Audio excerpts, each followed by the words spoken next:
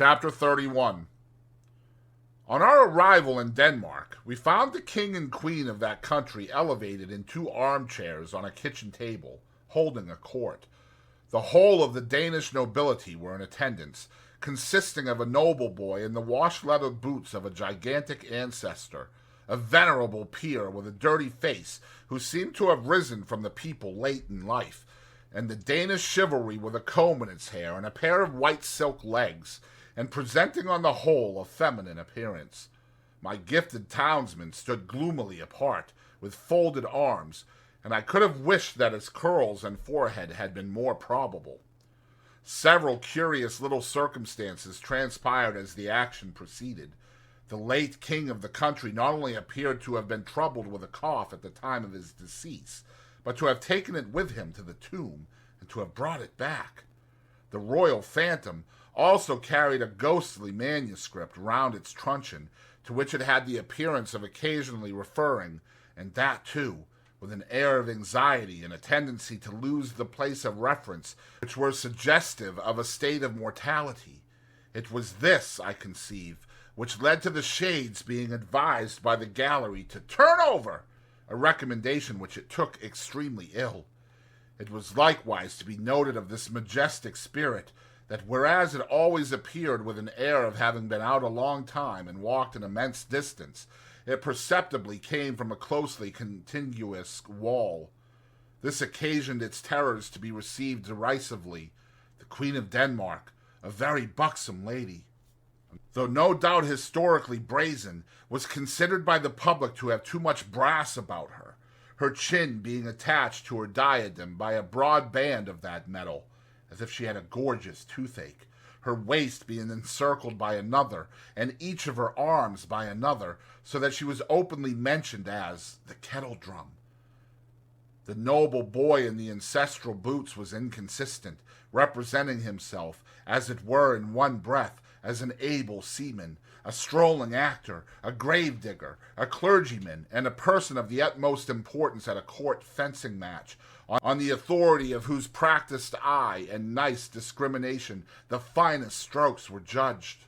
This gradually led to a want of toleration for him, and even, on his being detected in holy orders and declining to perform the funeral service, to the general indignation taking the form of nuts.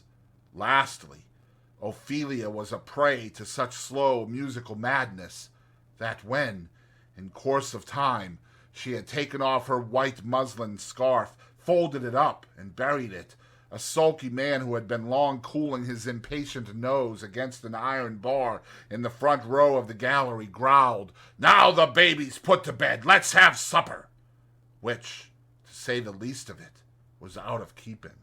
Upon my unfortunate townsman all these incidents accumulated with playful effect. Whenever that undecided prince had to ask a question or state a doubt, the public helped him out with it. As, for example, on the question whether 'twas nobler in the mind to suffer, some roared yes, and some no, and some, inclining to both opinions, said toss up for it, and quite a debating society arose. When he asked what should such fellows as he do crawling between earth and heaven, he was encouraged with loud cries of "Hear, hear!" When he appeared with his stocking disordered, its disorder expressed, according to usage, by one very neat fold in the top, which I suppose to be always got up with a flat iron, a conversation took place in the gallery respecting the paleness of his leg, and whether it was occasioned by the turn the ghost had given him. On his taking the recorders, very like a little black flute that had just been played in the orchestra and handed out at the door, he was called upon unanimously for Rule Britannia. When he recommended the player not to saw the air thus, the sulky man said, "And don't you do it neither, you're a deal worse than him." And I grieve to add that peals of laughter greeted Mr. Wopsle on every one of these occasions. But his greatest trials were in the churchyard, which had the appearance of a primeval forest, with a kind of small ecclesiastical wash-house on one side and a turnpike gate on the other. Mr. Wopsle, in a comprehensive black cloak, being descried entering at the turnpike, the gravedigger was admonished in a friendly way, Look out! Here's the undertaker a-comin' to see how you're a-getting on with your work. I believe it is well known in a constitutional country that Mr. Wopsle could not possibly have returned the skull. After moralizing over it, without dusting his fingers on a white napkin taken from his breast, but even that innocent and indispensable action did not pass without the comment, "Waiter!" The arrival of the body for interment in an empty black box with the lid tumbling open was the signal for a general joy, which was much enhanced by the discovery, among the bearers, of an individual obnoxious to identification. Joy attended Mr. Wopsle through his struggle with Laertes on the brink of the orchestra and the grave, and slackened no more until he had tumbled the king off the kitchen table and had died by inches from the ankles upward. We had made some pale efforts in the beginning to applaud Mr. Wopsle, but they were too hopeless to be persisted in. Therefore we had sat, feeling keenly for him, but laughing, nevertheless, from ear to ear. I'd laughed in spite of myself all the time. The whole thing was so droll, and yet I had a latent impression that there was something decidedly fine in Mr. Wopsle's elocution, not for old association's sake, I am afraid, because it was very slow, very dreary, very uphill and downhill, and very unlike any way in which any man, in any natural circumstances of life or death, ever expressed himself about anything. When the tragedy was over, and he had been called for and hooted, I said to Herbert, "Let us go at once, or perhaps we shall meet him." We made all the haste we could downstairs, but we were not quick enough either. Standing at the door was a Jewish man with an unnatural heavy smear of eyebrow, who caught my eyes as we advanced, and said, when we came up with him, "Mr. Pip and friend." Identity of Mr. Pip and friend confessed. "Mr. Waldengarver," said the man, "would be glad to have the honor." "Waldengarver," I repeated, when Herbert murmured in my ear, "Probably Wopsle." "Oh," said I, "yes. Shall we follow you?" "A few steps, please." When we were in a side alley, he turned and asked, "How did you think he looked?" I dressed him.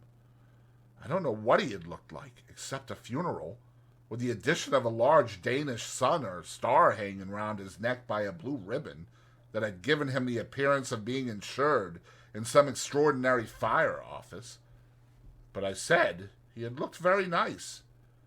"When he come to the grave," said our conductor, "he showed his cloak beautiful, but judging from the wing, it looked to me that when he see the ghost in the Queen's apartment, he might have made more of his stockings." I modestly assented, and we all fell through a little dirty swing door into a sort of hot packing case immediately behind it. Here Mr. Wopsle was divesting himself of his Danish garments, and here there was just room for us to look at him over one another's shoulders by keeping the packing case door, or lid, wide open. "Gentlemen," said Mr. Wopsle, "I am proud to see you. I hope, Mr. Pip, you will excuse my sending round. I had the happiness to know you in former times, and the drama has ever had a claim which has ever been acknowledged on the noble and the affluent." Meanwhile, Mr. Waldengarver, in a frightful perspiration, was trying to get himself out of his princely sables. "In the stockings off Mr. Waldengarver," said the owner of that property, "or you'll bust 'em, and you'll bust 35 shillings. Shakespeare never was complimented with a finer pair. Keep quiet in your chair now, and leave 'em to me." With that, he went upon his knees and began to flay his victim, who, on the first stocking coming off, would certainly have fallen over backward with his chair, but for there being no room to fall anyhow. I had been afraid until then to say a word about the play, but then Mr. Waldengarver looked up at us complacently and said, "Gentlemen, how did it seem to you to go in front?" Herbert said from behind me, at the same time poking me, "Capitally." So I said, "Capitally." "How did you like my reading of the character, gentlemen?" said Mr. Waldengarver. almost, if not quite, with patronage. Herbert said from behind, again poking me, "Massive and concrete." So I said boldly, as if I had originated it, and must beg to insist upon it, "Massive and concrete." "I am glad to have your approbation, gentlemen," said Mr. Waldengarver, with an air of dignity, in spite of his being ground against the wall at the time, and holding on by the seat of the chair. "But I'll tell you one thing, Mr. Waldengarver," said the man who was on his knees, "in which you're out in your reading. Now, mind, I don't care who says contrary. I tell you so.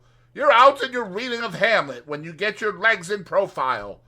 The last Hamlet as I dressed made the same mistakes in his reading at rehearsal, till I got him to put a large red wafer on each of his shins, and then at that rehearsal, which was the last, I went in front, sir, to the back of the pit, and whenever his reading brought him into profile, I called out, 'I don't see no wafers.' And that night his reading was lovely." Mr. Waldengarver smiled at me as much as to say, "A faithful dependent, I overlook his folly," and then said aloud, "My view is a little classic and thoughtful for them here, but they will improve. They will improve."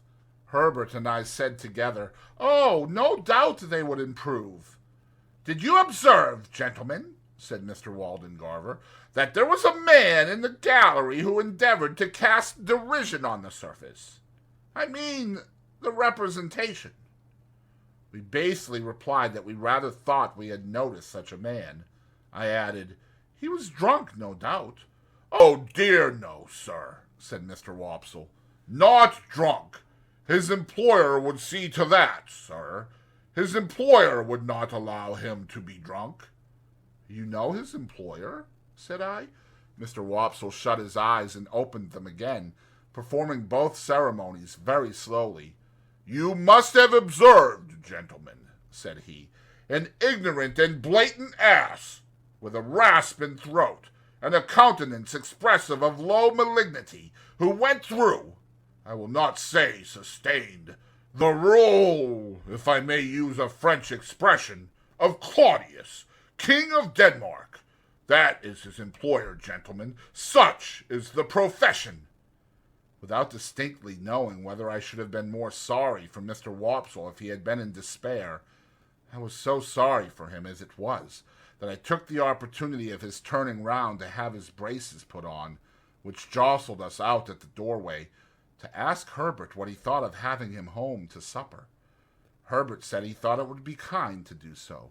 Therefore I invited him, and he went to Barnard's with us, wrapped up to the eyes, and we did our best for him, and he sat until 2 o'clock in the morning, reviewing his success and developing his plans.